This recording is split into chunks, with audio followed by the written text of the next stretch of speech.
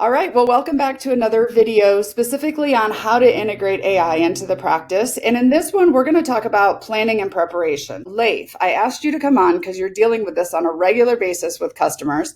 When an Yeah. office decides to bring on an AI receptionist like Margo or any other ones, what are some things they should plan ahead of time to make it go smoothly? Because we are bringing technology into the practice. So tell me some of the tips that you have for offices and dentists.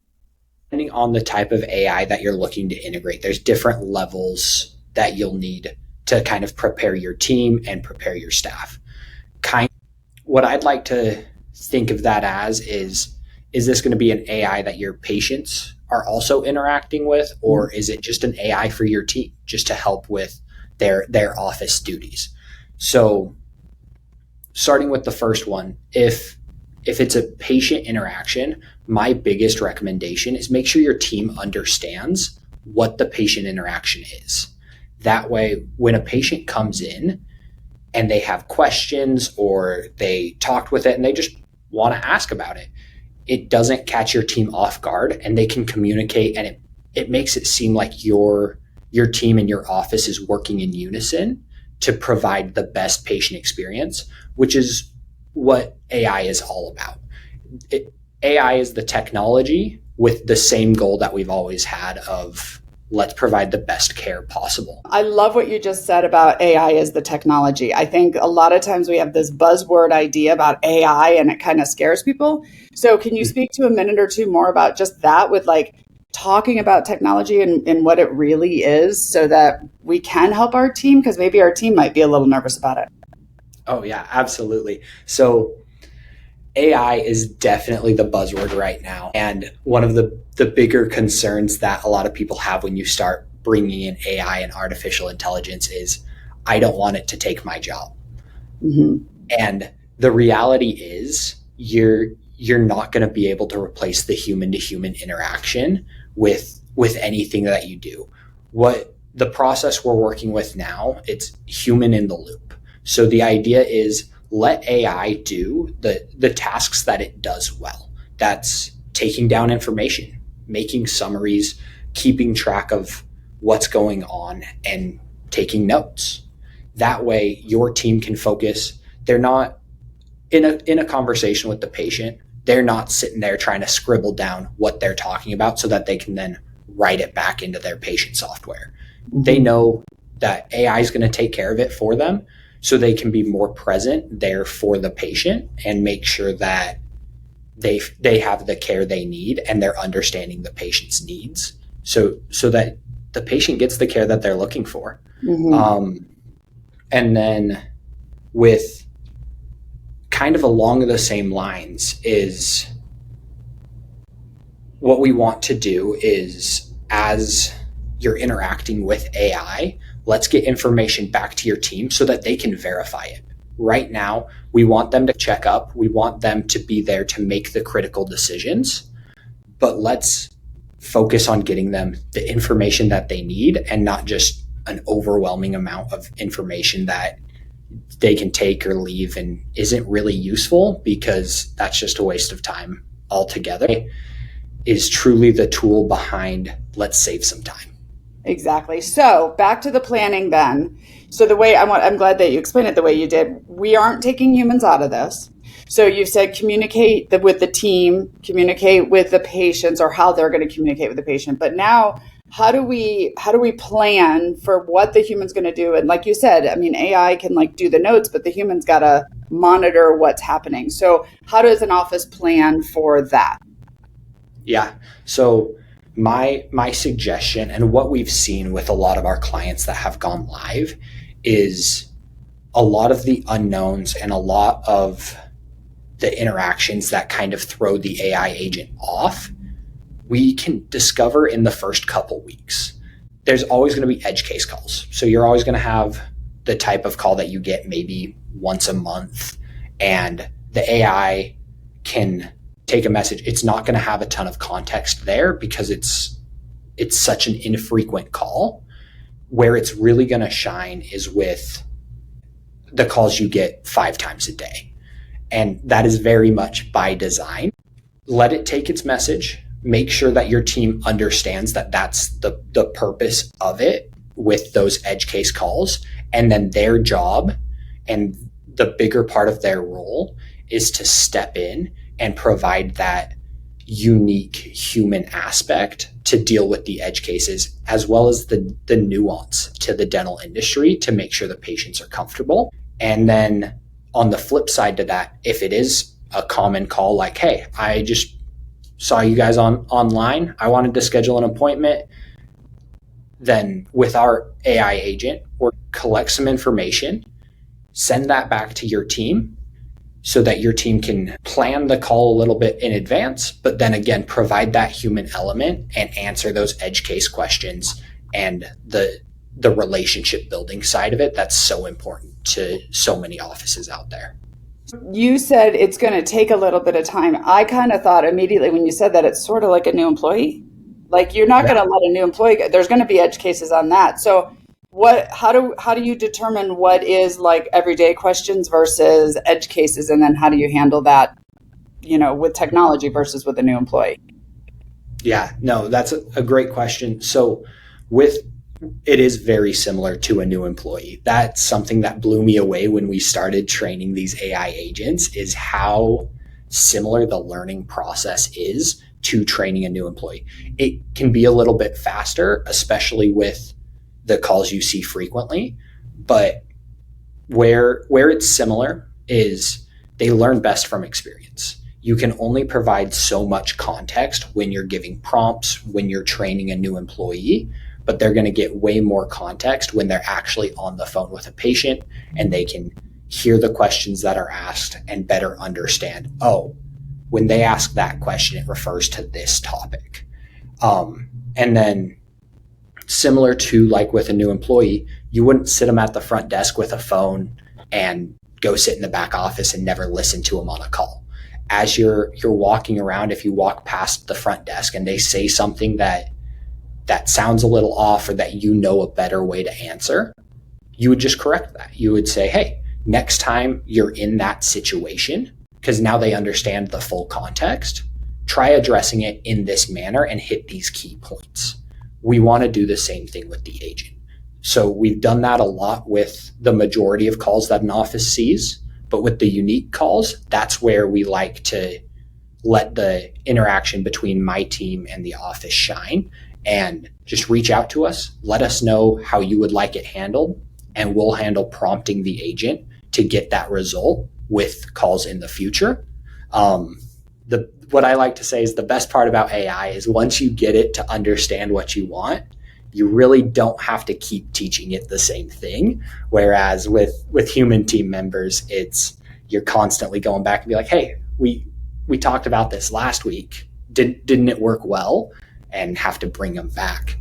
AI doesn't show up tired, hungover, with an attitude. Like once you teach AI, and it does the same thing. Yeah, absolutely. And so what can we teach it once that it's going to use 100 times, 1,000 times, instead of teaching something that it might use 10 times? Right. Like you don't get the same return on those types of calls. So I've heard you say we just need to start looking at what should AI handle, what can AI handle versus human, preparing the team for it, preparing the patients for it, having the conversation around it, thinking of it as it's just another type of technology. It's just a newer technology. Giving it time and giving it coaching. So on the final thought of this planning and preparation, and you kind of talked to it, but I'd love for you to hear a little bit more about it, about so many offices, I think they're going to have to give it a script. And I don't know if you've ever heard me speak, but I'm against scripts for humans because once you have a script in front of you, all the attention's on the script and not the person on the other end. But I'm also against scripts when it comes to AI agents, and I know that you are too. So can you talk a little bit about just giving it a script and say these things versus coaching it, which is what you're talking about you're doing with your team? Yeah, absolutely. And you're so right. So many people think AI and they go, okay, I can give it a script and it'll say that script every time, which to a point is true. But if it has a very specific script and the patient doesn't follow it, as they often do, your AI isn't going to be able to innovate and kind of handle the nuances of each individual call. So there is a need for some sort of scripting with the agent. How my team likes to address it is we'll give it almost like sound bites. So, hey, if someone calls in and talks about insurance, we want to mention that our office works with many insurance plans, or that we have many patients that have that insurance plan. Let me get some details and have the office reach back out. So instead of scripting out what that entire call looks like, we mention to the agent, hey, make sure you say this during the call when they bring it up, and then collect the insurance details that the office will need. The biggest thing I've noticed in this approach versus an actual script is you can hear the difference in the tonality. Mm-hmm. And it's almost like the agent understands why it's saying what it's saying better when it comes up with it versus just reading off of a script. Again, very similar to humans. Like, you can read a script and say the exact same words, but if you don't know why, you can't put the tonality behind it. And the agents do the same thing. They are really good with tonality when they're talking and coming up with their own conversation, but you can hear when it's reading a script that it's been given. It's a little more monotone, and it just doesn't know where to add the emphasis into it. Yeah, I tell a story. I used to call into dental offices, and I called a human back in the day before AI, and this lady answered the phone. It's a sunny day at ABC Dental. And I was like, I don't think it sounds very sunny over there. I don't know what script, but you could tell she wasn't happy in answering the call. And so we need to allow AI to grow. And AI is a new technology, and it's growing and adapting and getting better every day. And when you put too many restrictions on it, it is too much like a scripted conversation. And in order to get our patients to get more comfortable with it and our team to get more comfortable with it, we need to allow it to grow and learn our office, learn your office, and get better as a technology. So any other last thoughts for preparation? We're going to have other videos on other topics, but anything else that you can think of here that's good to share? As far as preparation goes, just back to my first point, the better your team understands what the patients will be experiencing or where the new technology fits into their piece of the puzzle, the better this activation is going to go, and the more success you're going to see in a faster time period as well.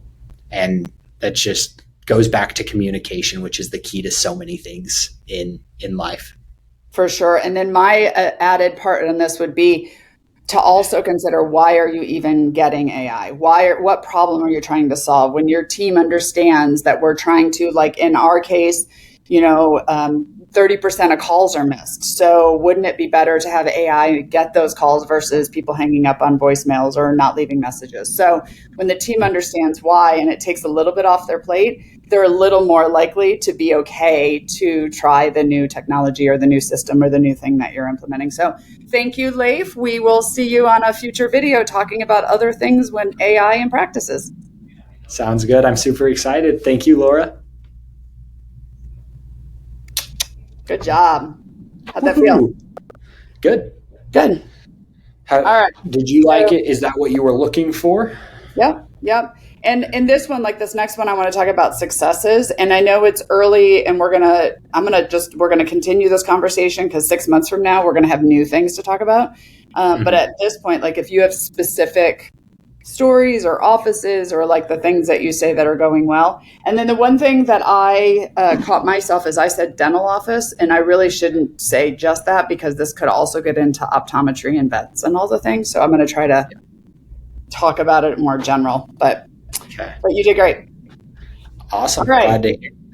Are you ready? Yep. All right. Welcome to another video about how to successfully implement AI into your practice. And I'm talking with Leif again, specifically in the area of AI receptionist, which is his expertise. And what so far, because it is a new technology, I wanted to kind of pick Leif's brain on like, what are some of the successes you've seen? What are the bigger factors of the practices who are doing well versus those who aren't? And where we can learn to be successful as we implement AI into the practice. So Leif, take it away. Yeah, absolutely. So as Laura, as you mentioned, it is early on. So I'm sure these insights are going to change, but right now, one of the biggest things, the biggest leading indicators for success that I've noticed with my team is going to be your first week to 2 weeks after you've activated the agent. So that's going to be when you get the most shock from patients because it's new, it's a change, and many people out there will resist change for the sake of resisting change. Not because it's not better, not because they don't like it, just because it's different. And so the best way to overcome that first initial period is we're going to have two prongs. So one of it is going to be patient facing, and then the other is what your practice is doing to make sure the agent is improving the best it can. For the first one, it's how does your team talk about the agent when a patient comes in? Is it, no, the doctor wanted to do that, and it's just we got to do what he says. If that's how they're talking about it with patients, your patients are never going to like it because your staff doesn't like it, and in the end, they look to your team for guidance as to what the best approach is. So if we take that and someone comes in and goes, "Oh, I talked with Margo. She said she was an AI, but that she'd relay the information back to you." And your team goes, "Oh yeah, absolutely. We saw that message. It formats it in a great way so that we can help you better and just make sure that we're getting to the important parts of all of our patients' needs and addressing them in a timely, efficient manner." And it really does help us more. How was your conversation?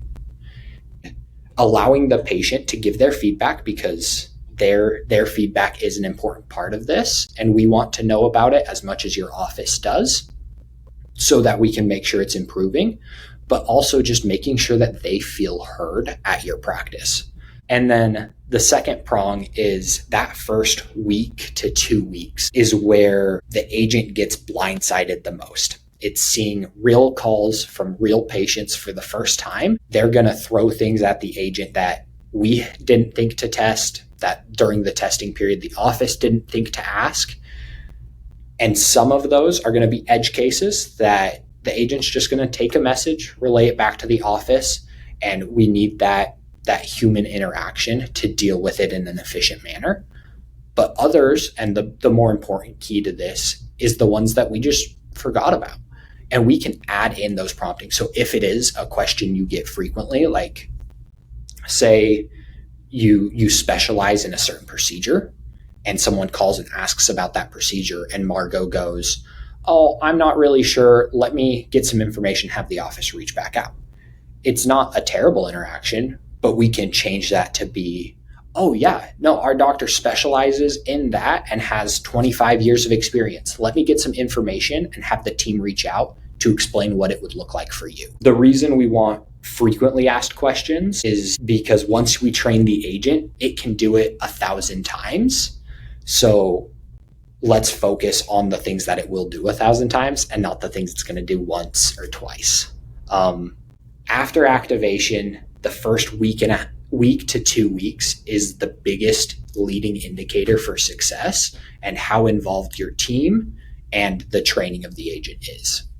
Which leads me to one of the things that we have found is that two things that I'm going to add to that is one is that when offices are turning on AI, specifically AI receptionists, they're thinking it's replacing the human, and it's not. It's not here to replace the human. It can't give empathy the way humans can. It can't go in depth the way humans can. It's here right now to handle the calls that the human can't. The offices that have done well know that AI's role is to just not lose that call, to make sure the patient gets the information to the office, not necessarily handle every situation that happens, because we wouldn't want AI to handle every situation that happens. So that's going to be the first thing. And then the second thing I've seen is that I agree with you. The offices who sign up and get involved and make it work for them, they just kind of like coast after that, right? They just sort of like it goes. The offices that turn it on and turn it off after day one, because it didn't answer one question right, or it didn't say something right. It'd be like hiring an employee and firing them the first time they say something wrong. So can you speak to that? Because we've had a few that they came in the next day and they were like, turn it off. It doesn't work. So what are they missing there, or what could they have done to get to that coast point? The biggest thing that's missing in those offices that plug it in and then unplug it the next day, they have that kind of set mindset of it didn't answer that right and it needs to, so it doesn't work. Whereas the truth is it didn't answer that right and it needs to, so let's tell it how to. Mm-hmm. Same thing with training a human team member. Just because they didn't get one question right or one part of it correct, you're not going to scrap it. We have a solid foundation. And now as this is growing and learning, we just need to nudge it in the right direction and add those occasional, hey, the office does specialize in this. And then give it more experience. That's the biggest thing. When you turn it off, it's a big decision to turn it back on. And so if we can just adjust the prompting and it takes another call right after, it's like ripping a Band-Aid off. We know that fixed it. And that's something my team focuses on. If we make a change, we're going to test it. So we're going to call your agent 3-4 times and ask it the same question that patient did and make sure it responds correctly, so that these agents can grow and learn without like this binary, it's ready, it's not ready reaction to it. Because that's not how most technology works and most things in life. Actually, somebody gave me an analogy once, or I heard an analogy about it's like we're raising a child and you just have to give it guardrails and give it guidance and give it help. And it's not going to be perfect all the time, but humans aren't perfect all the time. So paying attention to it and realizing it's an evolution, it's like a remote team member for your office. It's like somebody who's helping out when your team doesn't have the time.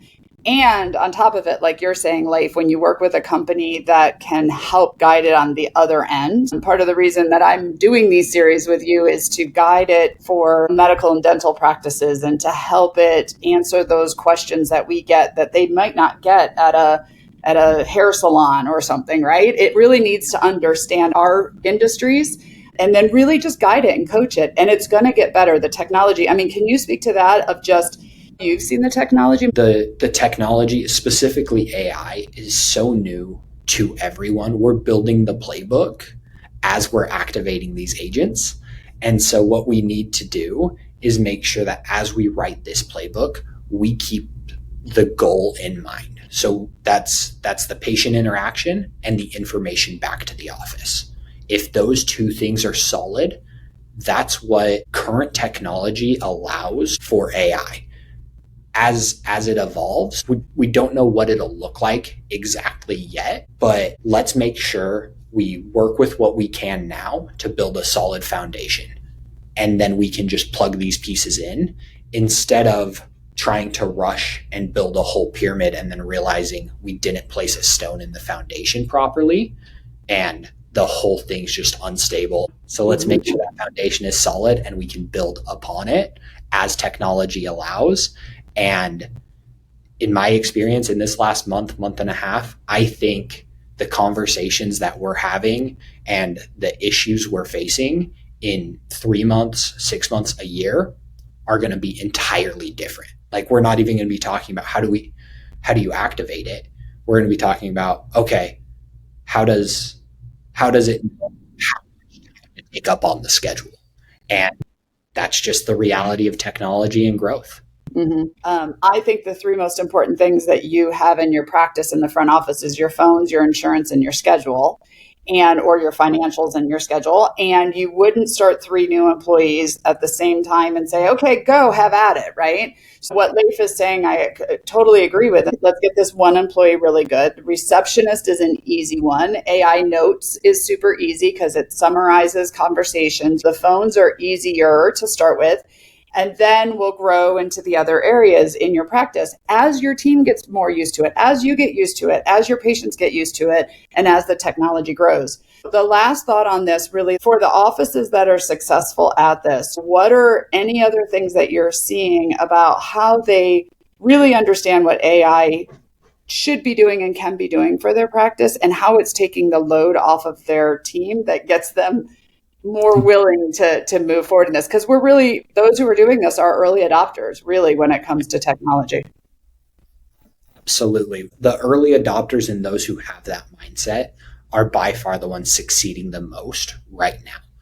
What we're seeing around that personality is those are the people who have a little bit more of a tolerance for one or two calls to go incorrectly, because once we catch it, they go correctly. You don't have to shut the whole thing off, but make sure that you're catching those early so that we can build that solid foundation, and making sure that the team is talking about it in a cohesive manner to patients. But that all starts with them understanding the piece that this plays in the office. Mm-hmm. So let's answer that call at 2 a.m. where someone wants to tell you what time they want to come in and get their teeth cleaned. Your team can come in the morning. They have an email letting them know the exact times. They can look at the schedule, find out if that time's available, great. If not, they know what the patient is looking for. And then they can reach back out and go, hey, I saw you wanted an appointment for 9:30 in the morning. We have a 10 o'clock on that day. Does that work for you? Yes. Fantastic. I saw you were using insurance. We were able to verify that beforehand, so we're all set. Did you have any other questions that didn't come up or you've thought of since then? Okay, fantastic. We're all set. We look forward to seeing you. So instead of it being someone who left the voicemail of, hi, my name's Leif. I need my teeth cleaned. Call me back. Let's make sure that we get as much information back to you, and that they understand the piece this plays for a successful launch. If you're watching this video and you're just dabbling on the idea of AI, or if you haven't actually talked to an AI receptionist yourself, I'll put the notes below of how to call Margo. Margo is Mango's AI receptionist. There's other ones out there. My first suggestion would be just call an AI agent and just see, because I think a lot of times the unknown is what's keeping us from moving forward. Thank you, Leif. I appreciate it. I'm excited to have you back in 6 months to see what other offices are successfully doing then. But this was a good help for offices to be successful with it. Thank you. I always love being on, and I look forward to the future just to see what comes.